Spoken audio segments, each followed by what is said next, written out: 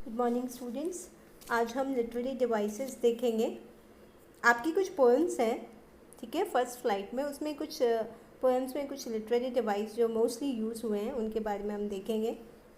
Extract में कभी कभी आपसे लिटरेरी डिवाइस या पोइटिक डिवाइस पूछ लिया जाता है एग्ज़ाम में, ठीक है। तो इस पर्पज़ से हम देखेंगे कि लिटरेरी डिवाइसेस क्या होते हैं और कितने टाइप के लिटरेरी डिवाइस हमारी पोएम्स में हैं या हमको पढ़ने हैं, ठीक है। तो literary devices are techniques that writers use to create a special and pointed effect in their writing, ठीक है।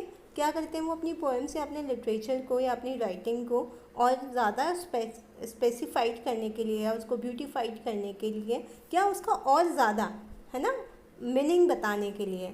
It is use to add meaning also.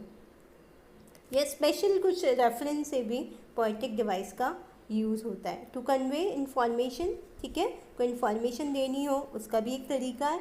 और to help readers understand their writing on a deeper level, और जो आपके readers हैं उनको जो उनका कंटेंट है उसका डीपर, ठीक है, उनका इंटेंस मीनिंग देने के लिए भी हम लिटरेरी डिवाइस का यूज़ करते हैं।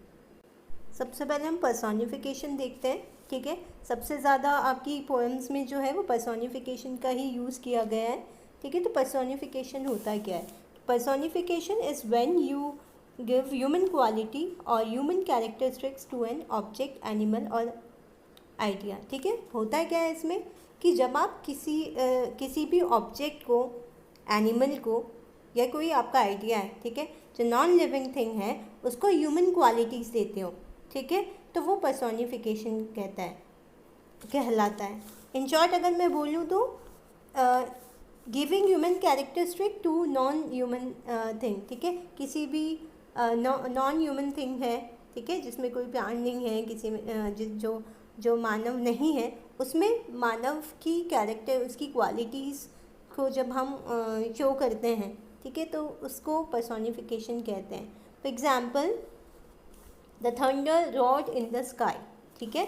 तो द थंडर, ठीक है, वो एक नॉन लिविंग थिंग है। रॉड मतलब यहाँ पे है आवाज़ निकालना, ठीक है, वो चिल्ला रहा है, दहा रहा है इन द स्काई। तो ये क्या किया हमने, जो द थंडर है, जो कि उसको ह्यूमन क्वालिटीज हमने बोला है कि जो थंडर है वो चिल्ला रहा है। नाउ एक और एग्जाम्पल है the leaves dance across the lawn, ठीक है। यहाँ पे जो लीव्स है नॉन लिविंग थिंग है, डांस कर रही है, ह्यूमन क्वालिटी हमने इसमें इम्पोज करी, डाली है, तो ये पर्सोनिफिकेशन है। The earth hath swallowed all my hopes, ठीक है। अर्थ जो है यहाँ पे वो स्वालो कर रही है। स्वालो कौन करता है, निगलता कौन है, ह्यूमन बीइंग, ठीक है, मानव। तो यहाँ पे भी ये पर्सोनिफिकेशन किया है, ठीक है, अर्थ को। नेक्स्ट हमने यहाँ पे कुछ एग्जाम्पल्स दिए हैं, okay, just see it now. Next, there is another example of personification. The moon was resting in the midnight sky. अब कौन रेस्ट करता है, ह्यूमन बीइंग। तो मून की जो क्वालिटी वो ह्यूमन बीइंग इनकी क्वालिटी से मैच करते हुए डाली है, तो ये पर्सोनिफिकेशन है। In the same way the cat is smiling, ठीक है, कैट हंस रही है, तो कौन हंसता है, ह्यूमन बीइंग। और सेम कैट जो है वो एनिमल है और इसमें हमने क्या ह्यूमन बीइंग की क्वालिटी डाली है, तो यहाँ पे जो द कैट है वो पर्सोनिफिकेशन है। तो ये होता है personification. So next is simile. So a simile is a figure of speech comparing two unlike things often introduced with the words like और एज, ठीक है। तो इसका मीनिंग है कि this is also poetic device used for two unlike things, मतलब जो बिल्कुल एक दूसरे से मिलती नहीं है, ऐसी चीज़ें, ऐसी ऑब्जेक्ट को कंपैरिजन करती है, ठीक है, कंपैरिजन होता है उनका। और जो वर्ड है कंपैरिजन के लिए जो यूज़ होता है वो है लाइक और एज, ठीक है।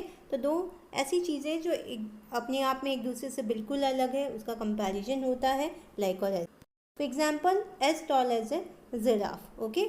If you are having a brother और बहुत लंबा है ना, तो you can say that. Now for next हम देखते हैं as strong as an ox, okay. आपको कंपैरिजन करना है। फॉर एग्जाम्पल अगर मेरा भाई बहुत ज़्यादा हार्ड वर्किंग है या बहुत ज़्यादा स्ट्रॉन्ग है, तो I can say my brother is as strong as an ox, ठीक है।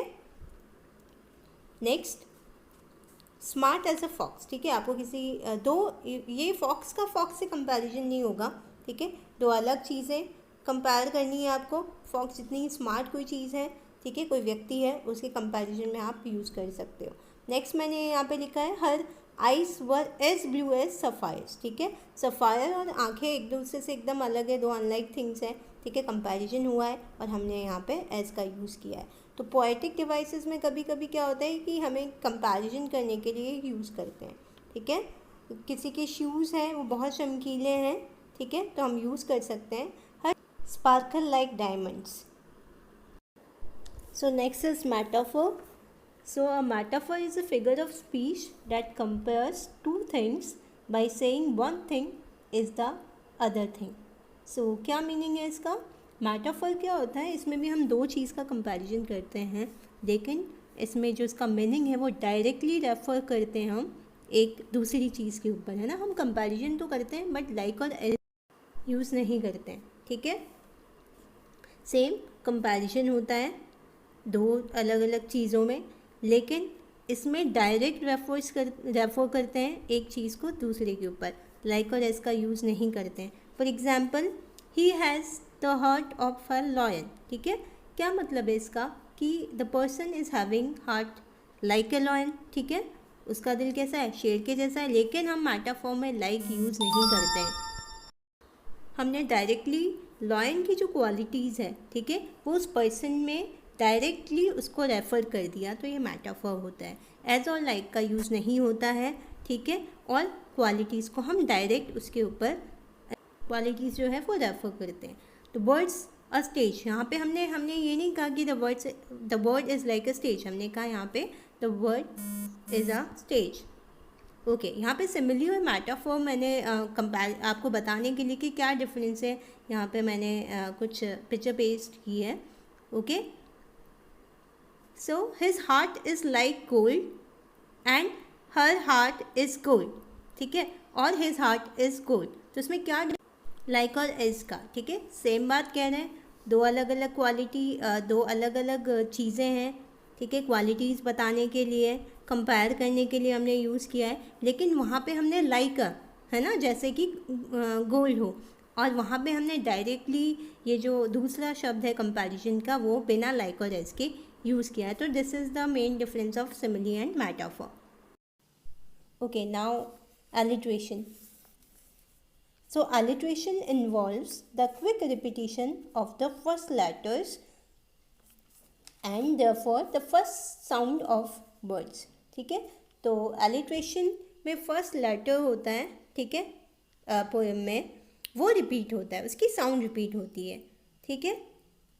और you can say repetition of particular sound, this is called alliteration। जैसे कि यहाँ पे आप देख सकते हैं flourish foreign forest fart frighten feather friends, ठीक है। तो यहाँ पे जो फर्स्ट लेटर है एफ वो रिपीट हो रहा है, ठीक है। नेक्स्ट हम देखते हैं aunt Alissa accumulated a lot of antique attire. Okay, तो यहाँ पे जो फर्स्ट आपका जो फर्स्ट लेटर है उसका फर्स्ट साउंड है वो रिपीट हो रहा है, ए रिपीट हो रहा है। So this is called alliteration। Next हम देखेंगे रिपीटेशन। तो रिपीटेशन में क्या होता है कि आपके पास सेम लेटर, ठीक है, या नियर बाई द वर्ड है वो रिपीट होता है, ठीक है। तो पूरा वर्ड जब रिपीट होता है या पूरी लाइन रिपीट होती है ना, यहाँ पे हम फर्स्ट लेटर की बात नहीं कर रहे हैं, हम पूरे वर्ड्स की या फिर हम पूरी लाइन की रिपीट होने की बात कर रहे हैं, सो उसे रिपीटिशन कहते हैं, है ना। For example I am car